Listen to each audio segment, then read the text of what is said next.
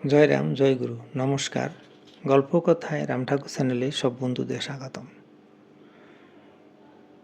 বন্ধুরা, কটকে স্বর্গীয় তারানাথ চক্রবর্তী মহাশয় উড়িয়া রমণী সম্পর্কে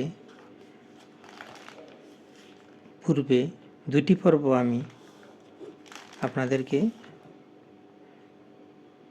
শুনিয়েছিলাম।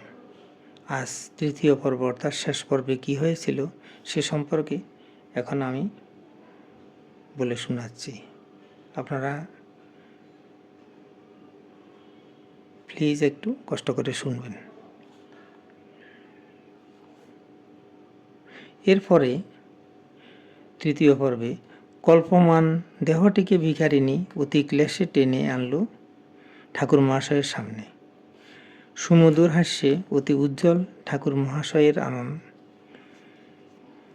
দুধ, ফল, মিষ্টি সহ থালা, বাটি, গ্লাস সব কিছু ঠাকুর মহাশয় তুলে দিলেন ভিখারিণীর হাতে।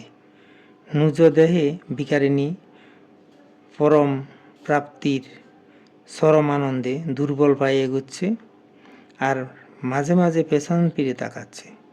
তার ভয় কখন এসে ওই বলিষ্ঠ যুবকটি সব কিছু ছিনিয়ে না নিয়ে যায়। ভিখারিণীর অন্তর্ধান হলে তারানাথবাবু ঠাকুরের সামনে ফেটে পড়লেন। পরের ধনে পোদ্দারি আপনি কেন করলেন ঠাকুর মশাই? উনি তো আপনাকে ফল, মূল, দুধ খেতে দিয়ে গেছেন। নতুন কেনা থালা, বাটি, গ্লাস তো আপনাকে দেননি। উনি যখন আমার কাছে ফেরত চাইবেন তখন আমাকে বিক্রি করলেও তো ওর দাম আসবে না। কি বিপদেই না পড়লাম। অপরাধী শিশুটির মতো নির্বাক হয়েই বসে রইলেন ঠাকুর মহাশয়। দ্বিপ্রহরে মধ্যাহ্নভোজনের জন্য তারানাথবাবু যখন পথে পা বাড়ালেন তখন শঙ্কায় কণ্টকিত হয়ে উঠল তার মন। এই বুঝি ওই উড়িয়া রমণীটি তার কাছে এসে থালাবাটি ফেরত চান। তিনি নিজের মুখ ঢাকার জন্য একবার ডান দিকে আর একবার বাঁ দিকে ছাতা আড়াল করে চললেন। শঙ্কিত পদে যাতায়াত দিনে রাতে এইরকম দিন কয়েক চলল। কয়েকদিন কেটে যাওয়ায় মনের মেঘ ভার লঘু হয়ে এলো। নিঃশঙ্ক দৃষ্টি চোখে মুখে ফুটে এলো তারানাথবাবুর অনেকদিন পর। একদিন সকালবেলা মৃদু মধুর স্বরে ঠাকুর মহাশয় তারানাথবাবুকে বললেন, দান করা খুব ভালো, বিশেষ করে বৈশাখ মাসে। ওই মায়ের ভিক্ষা করিয়া খাওয়ার কি কোনো শক্তি আছে?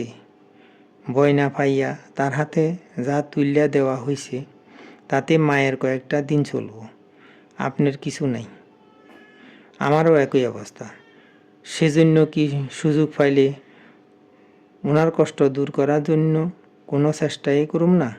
ভয় পাইয়েন না, নির্ভয় হইয়া দান করলে তিনি তার সহায়ন। কিছু কম বেশি 1.5 মাস ওই ঘরখানিতে ঠাকুর মহাশয় নিরালায় বাস করেছিলেন।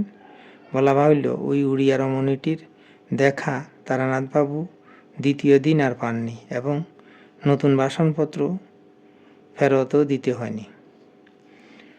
বন্ধুরা, আজ এই